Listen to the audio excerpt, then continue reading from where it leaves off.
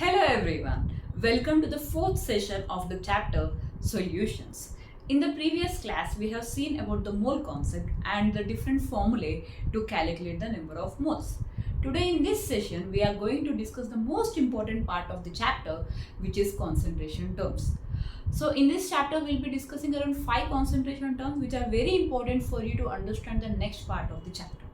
Now you might be thinking, why do we need 5 concentration terms? Because if our motto is to express concentration only, then can't we do it with a single expression term? Then for that, to satisfy your thought, I'll take a small example.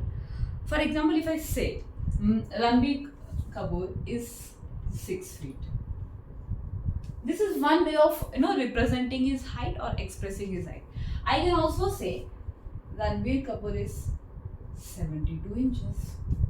I can also say Ranbir Kapoor is 180 centimeters. I can also say Ranbir Kapoor is 1.8 meters. Now when I say this, every person has their different way of expressing the height of Ranbir Kapoor. And no one is wrong. If a person is saying Ranbir Kapoor is 72 inches, the person is not wrong. Okay, he is even right when he says Ranbir Kapoor is 6 feet. We are even right when we say Ranbir Kapoor is 1.8 meters. It is just that our motto is to tell what is Ranbir Kapoor's height. Just we are using different units to express his height.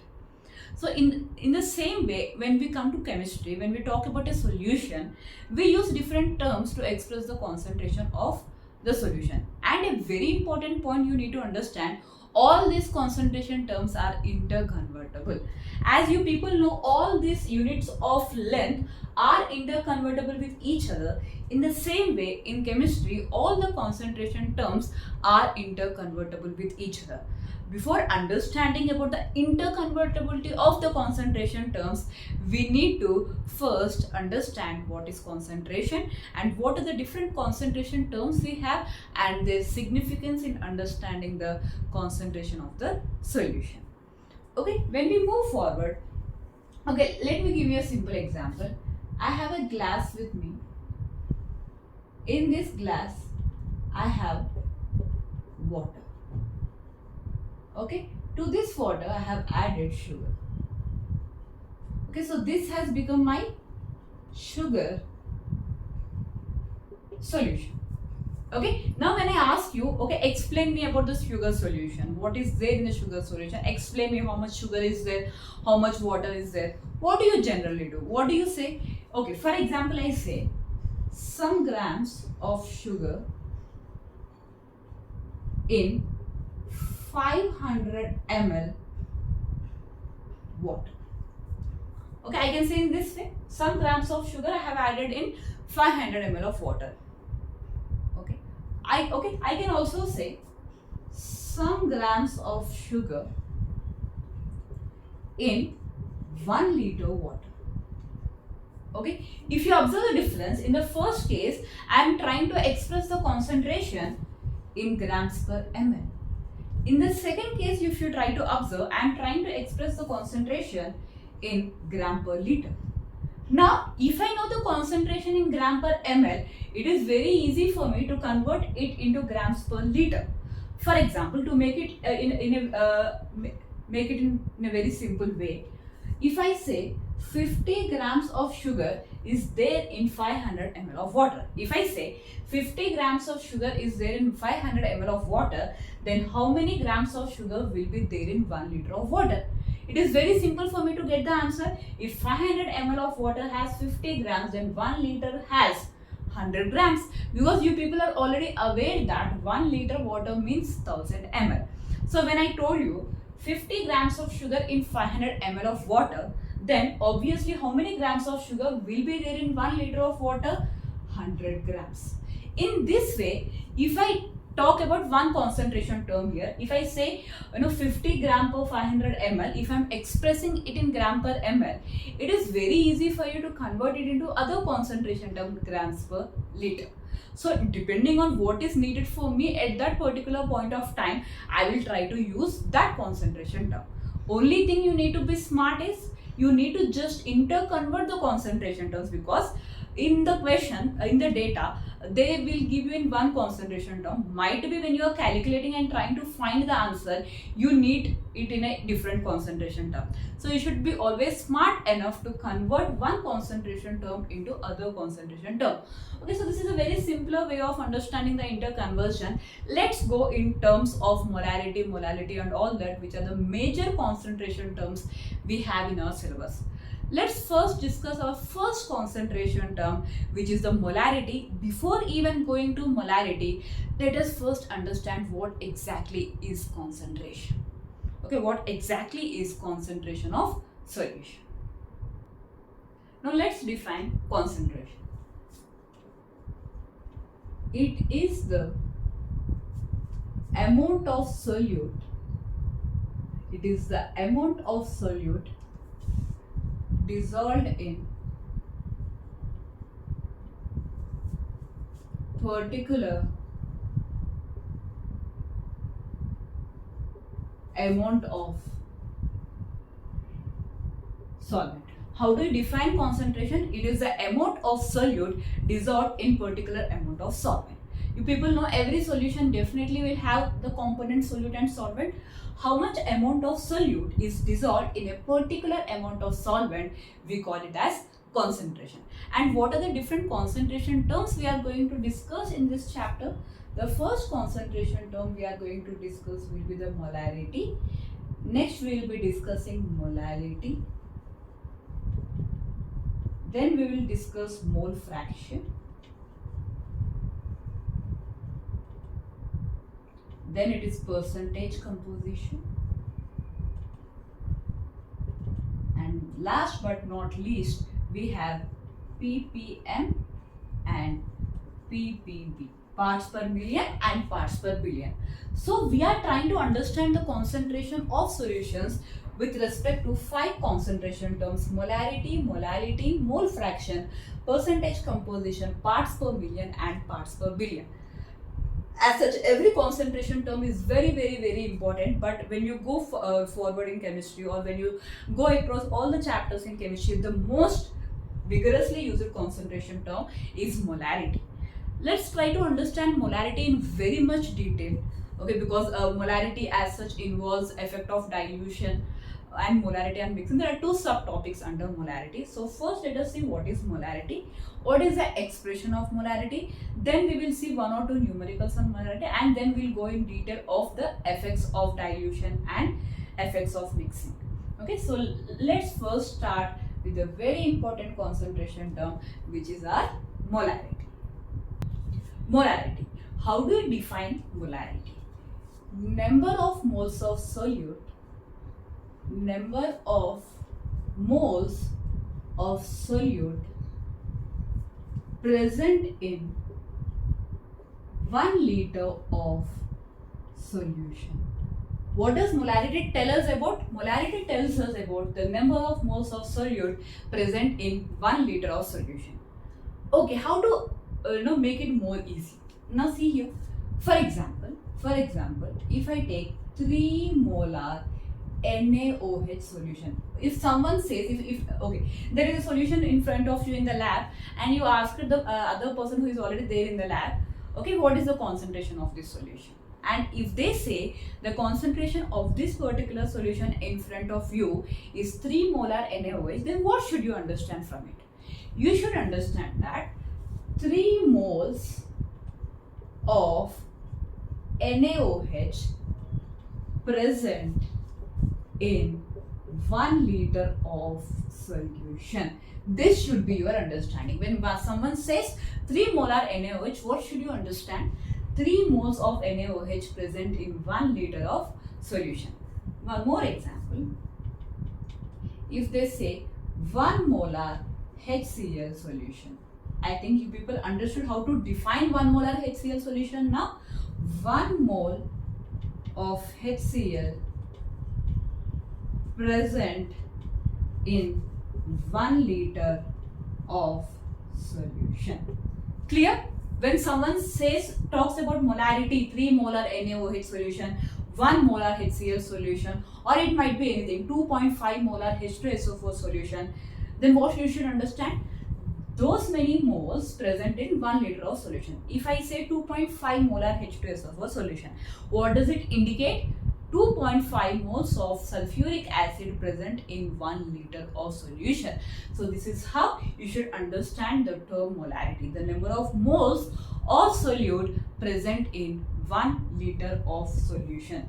Now if I try to represent this in this in formula way, molarity, and molarity is represented by capital M is equal to number of moles of solute divided by volume of solution in liters. Okay, how do I write the formula of molarity? I told you molarity is represented by the symbol capital M. How do you calculate molarity? Number of moles of solute divided by volume of solution in liters. Okay, from here we can get even the unit of molarity. If you write here, this is equal to moles per, in the numerator you have moles divided by liter. Okay, so what would be the unit of molarity? We can write the unit of molarity from here. Unit of molarity is equal to moles per liter.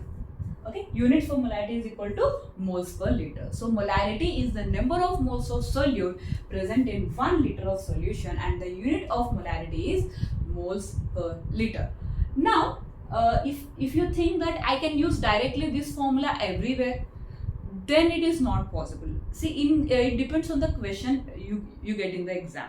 So I will tell you how to use this formula in different ways so that it is very easy for you in the examination.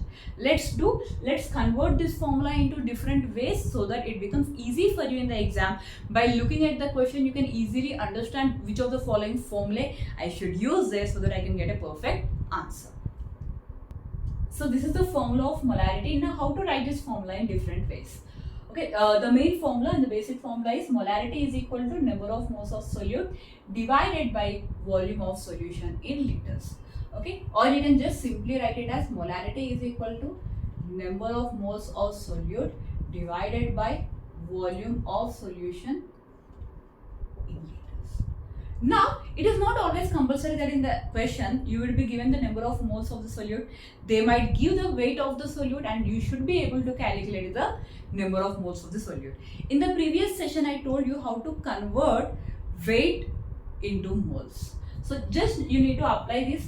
Molarity is equal to, how can I write number of moles of solute in terms of moles? Weight of solute divided by molecular weight of solute. Okay, this will give you the number of moles of the solute. Number of moles of solute is equal to weight of solute divided by molecular weight of the solute divided by volume of solution in liters. You have to use this formula.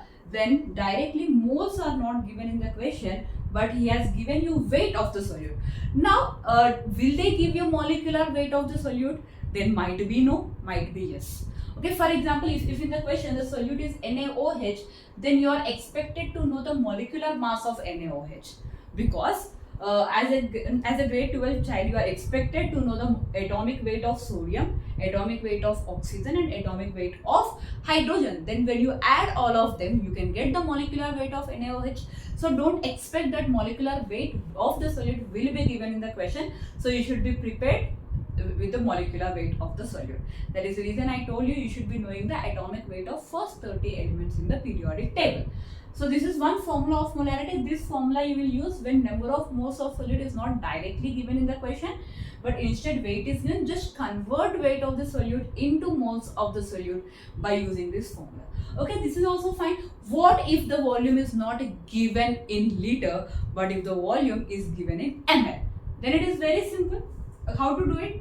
Molarity is equal to weight of solute divided by molecular weight of solute divided by, so volume here it is in liters. Now we took a condition where if it is given in ml, how do you convert liters into ml?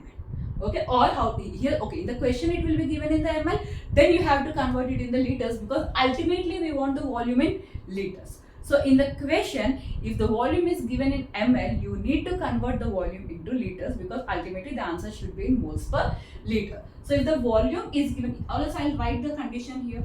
If volume is given in ml. Now if you take the condition, if the volume is given in ml, then volume in ml, okay, how do you convert milliliters into liters? By dividing it with 1000. Okay, divided by 1000. Okay, when the volume is in ml, I will divide volume in ml divided by 1000. Now if I have to write this formula very properly, molarity is equal to weight of solute divided by molecular weight of solute D. Okay. Now what I'll do is I'll just bring this term here into 1000 divided by volume in ml. So this is your next formula which you need to. Okay, so from this formula, molarity is equal to number of moles divided by volume of solution in liters. I gave you two more formulas. Okay, this formula you will use when directly moles are not given, but instead weight of the solute is given. This formula you can use when in the question the volume is not given in liters, but if it is given in ml, then you have to convert your ml into liters. So you should always have these three formulae in your mind whenever you are trying to solve any question on molarity concept. If you know these three formulae, then any question coming regarding molarity, it will be very useful for you. Now you might be getting a thought, ma'am, what if what is the guarantee that he is asking us a number of moles only in terms of mass? It's fine, let them ask you number of moles in terms of volume. If it is a gas, just divide the given volume by 22.4. As I told you in the previous session, you will get the number of moles.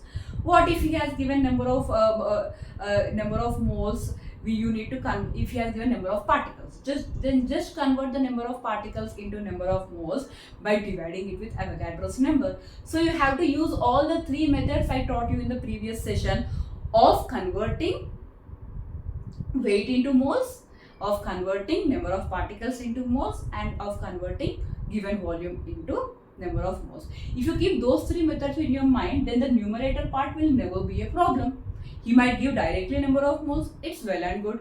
He might give the mass of the solute, you can calculate number of moles. He can give particles of solute, still you can calculate number of moles. He can give volume, still you can calculate the number of moles. So these are the three important formulae which you need to remember in your mind whenever you are doing questions on the molarity concept. Okay, now let us do one or two numericals to get our understanding much better. Okay, let's do numerical part of molarity. Let's solve this question on molarity. 4 grams of NaOH is dissolved in 250 ml of water. Neglecting the volume change on mixing, calculate molarity of solution formed. Okay, let's do this question. Okay, now we have 4 grams of NaOH is dissolved in 250 ml of water. Okay, now so my solute is NaOH here. Solvent is water. Solvent is water. Okay, this we understood. Now there is a very important term which we need to understand here. Neglecting the volume change on mixing. What does it mean? I'll just explain you what does it mean. Okay, I have my 250 ml of water. Okay, 250 ml of water. In this, I have mixed 4 grams NaOH. Okay, in this I have mixed 4 grams of NaOH. So when he is saying neglecting the volume change on mixing, it means that before adding NaOH, the volume is 250 ml. Okay, the volume of solvent is 250 ml. Even after adding the solute, which is 4 grams of NaOH, my volume still remains 250 ml. So there is no volume change even after adding the solute. So what can I say here? Volume of solvent is equal to volume of solution. Okay, because there is no change in the volume even after mixing the solute, volume of solvent will be equal to volume of solution, which is equal to how much? 250 ml. So we have our volume of solution with us.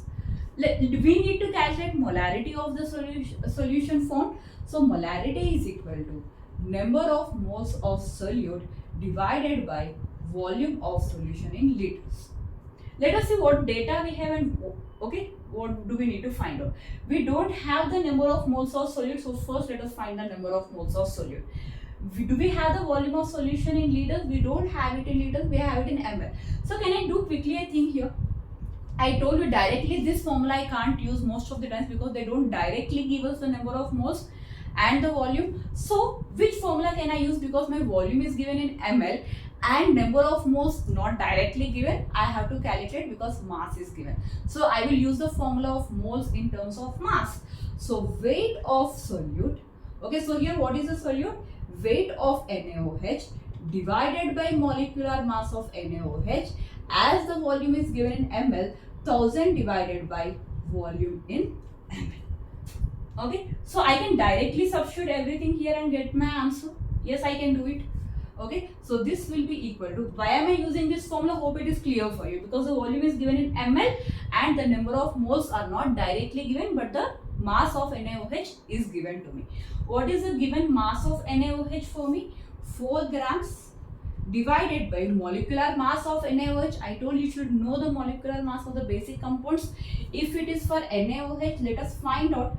Atomic mass of NaOH is 23, oxygen it is 16, hydrogen it is 1. So if you add all of them, 6 plus 3, 9, 10, 40. So the molecular mass of NaOH will come to 40. So 40 divided by 40 grams into 1000 divided by, what is the volume here? 250 ml. Okay, now if you do the calculation here, 250 4 times, okay, 4 10 times, okay, so it will be 4 by 10, so it will be gram gets cancelled. Okay, molarity is equal to 4 by 10, which I can write it as 0.4 molar, or if you want to write in terms of literal units, 0.4 moles per liter. Okay, it should be in liter because by using this formula I have already converted volume in liters. So molarity is equal to 4 by 10, okay, which is equal to 0.4 molar, which is equal to 0.4 moles per liter will be the molarity of the solution formed. So hope you understood the question. He has given us mass of the solute. I have found out number of moles of the solute.